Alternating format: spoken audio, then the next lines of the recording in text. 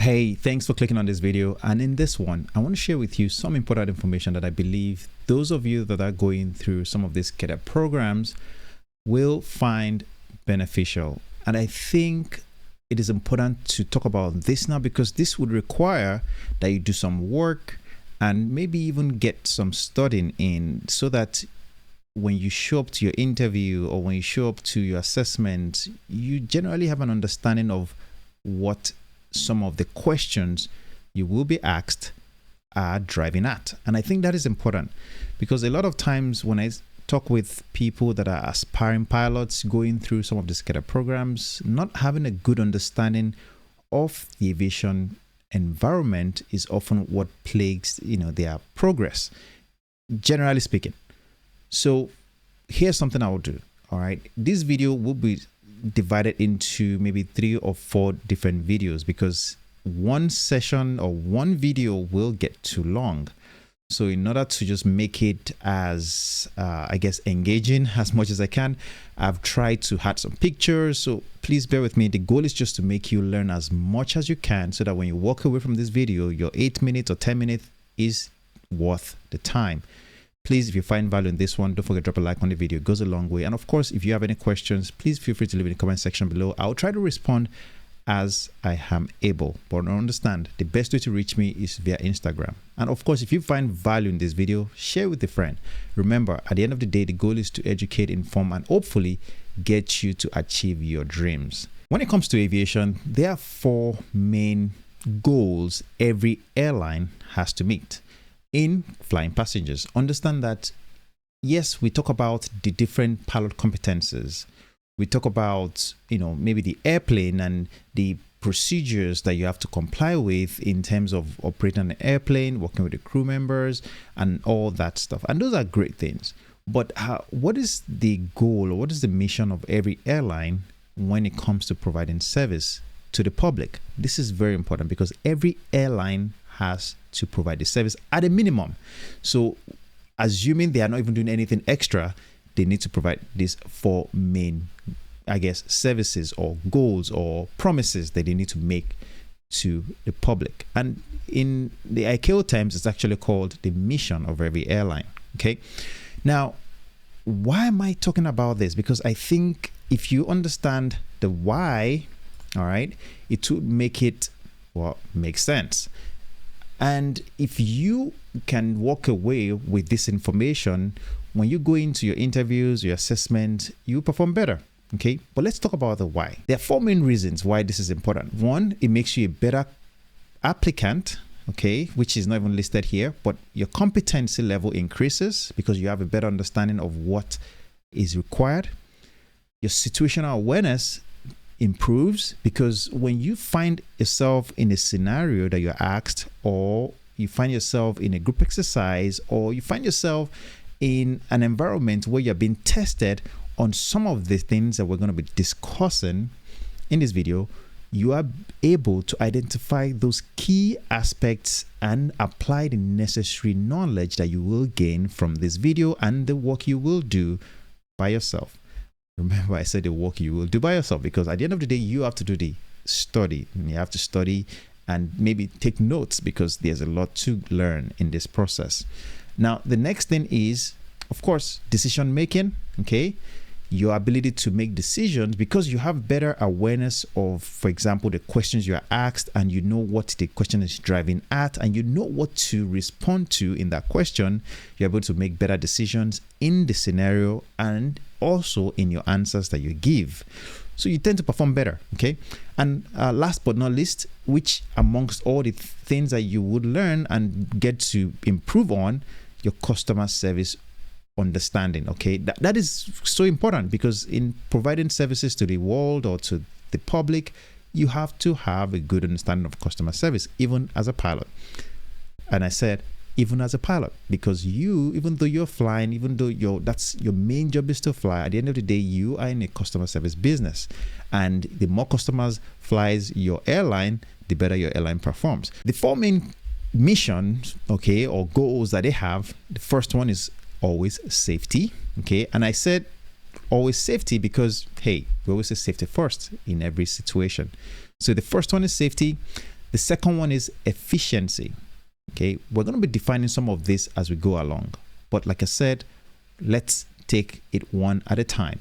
So efficiency in the operation, efficiency in the transferring of passengers from one point to the other, or transporting passengers from one point to the other. And of course, a comfortable experience. Okay, so you provide comfort in the process and not make them miserable. And of course, convenience. All right, convenience of the entire operation, convenience of the entire process. Very important. Now, as I've said at the beginning of this video, if I had decided to go on talking about everything in this session in one video, it's going to get too long. And my goal is to make sure that we spend enough time and you walk away feeling like you learned enough within the time that we allotted for this. So the first thing that I want to focus on will be the safety. Now, safety is the state in which risks associated with aviation activities are reduced or controlled to an acceptable level. Your goal as a pilot most of the time is to make safe decisions, keeping the necessary safety factors in mind, identifying hazards, mitigating risks, and assessing yourself as a pilot, making sure that you're doing the right thing, maintaining the right awareness or situational awareness, making the right decisions, providing the right leadership, communicating effectively.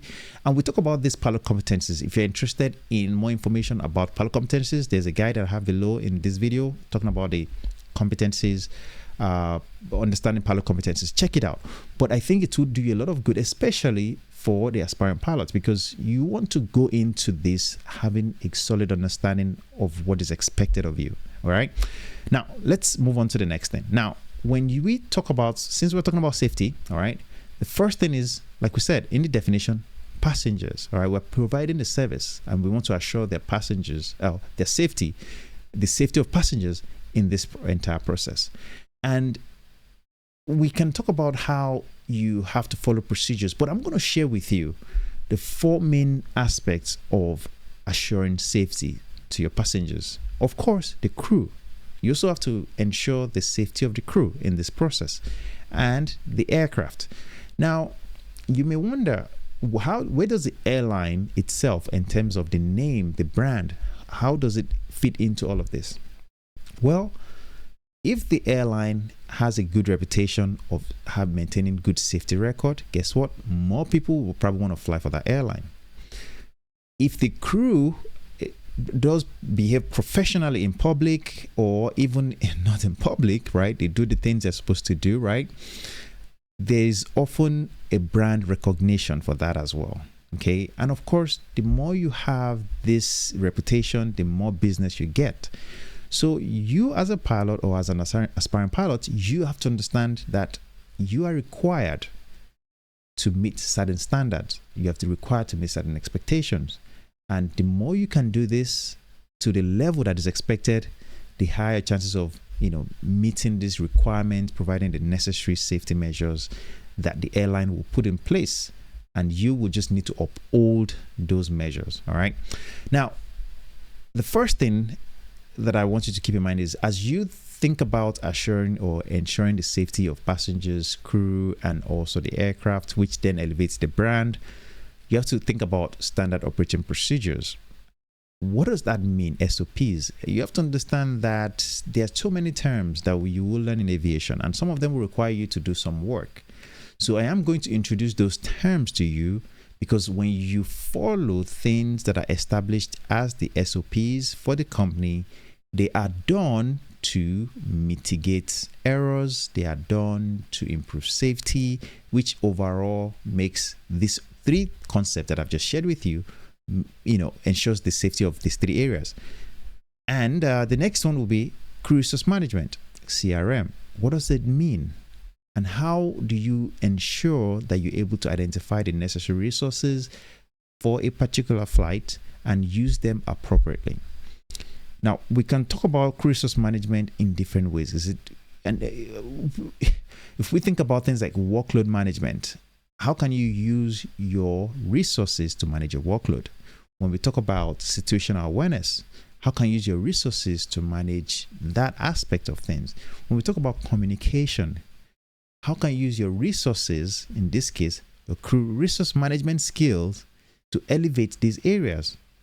The more understanding you have about CRM, the more you are able to understand how all these other competencies, remember what I said earlier about improving your competency level, the more you're able to identify how to use the knowledge of CRM to elevate these other areas. And these are the kind of things that they test when you show up for that group exercise that you will do at some point. These are the things that they test when you are taking those aptitude tests, the Airline, the cadet, and all that. Some of those things are tested in seeing how you deal with stress, how you manage workload. So the next thing is threat and error management, TEM. What does that even mean? Identifying the threats for the flight, mitigating those errors, catching those errors, fixing them. How are you able to use that knowledge in a particular scenario? And to be able to demonstrate that you understand that in aviation, it's all about these things that we're mentioning to ensure safety. And last but not least will be SRM, or safety risk management. Identifying hazards, mitigating the risks to a bearable level, because at the end of the day, there is no perfect safe flight, because that's assuming that there are no winds, there are no clouds, there are no, nothing can go wrong. That never really happens, right? So your ability to identify the necessary risks in a situation, in a scenario, in an exercise, in a question, will do you a lot of good. And being able to apply the knowledge of SRM to that particular scenario, okay, knowing that, okay, your goal is to not necessarily eliminate. If you can, of course, you can eliminate it, but sometimes it's all about reducing things to a bearable or an acceptable level of risk. And I'm going to give you an example for that. You're at an airport about to depart and there's thunderstorms on the field. What would you do, right? These are behavioral or competency-based questions that are testing different things, including your behavioral aspect as well, your attitudes. And I don't want to make this video too long, but my goal is to let you see that in that type of scenario, when you apply the concepts of safety risk management to it, you've identified the hazards, you know the risk they pose to the flight, thunderstorms, lightning, winds, wind shear, microburst, all of those things.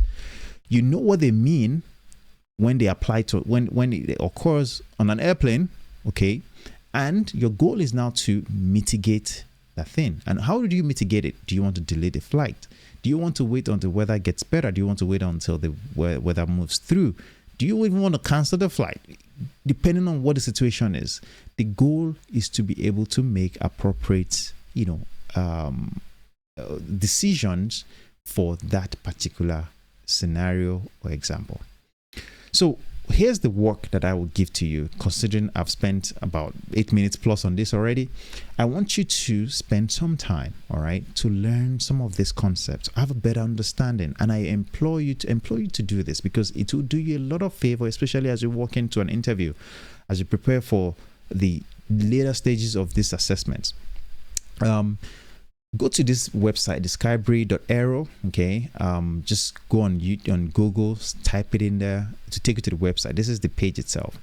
All right, at the top of the page, you can type in safety risk management. Okay, when you type it in there, you will use, it will provide you a lot of information like the one you have here, where you can then use that link, right, and read more about, for example, risk management, okay, and how it applies to safety. That is the work I have for you. The same thing you would do to the SOPs, standard operating procedures. What does it mean? How does it apply to aviation? And what are the examples or environments you might find yourself needing to apply some of this concept? And in what situation should you deviate from an SOP? The second thing is the threat and error management, right? Do the same thing, put in the search bar. You will get a lot of documents, a lot of information through this website because of the research based, and a lot of documents are provided to inform and educate people like you. So I hope that you will take the time, and I hope that you found value in this one. Like I said, this is the first part of this video. If you watch till the end, please let me know in the comment section below. Just put in, just type a 1. All right, that's for me to know that you completed the entire video, because that would encourage me to make further videos talking about efficiency, comfort, and convenience. But I think the biggest part, of course, is the safety aspect. If you found value in this one, don't forget to drop a like on it. Thanks for watching. I'll see you in a future video.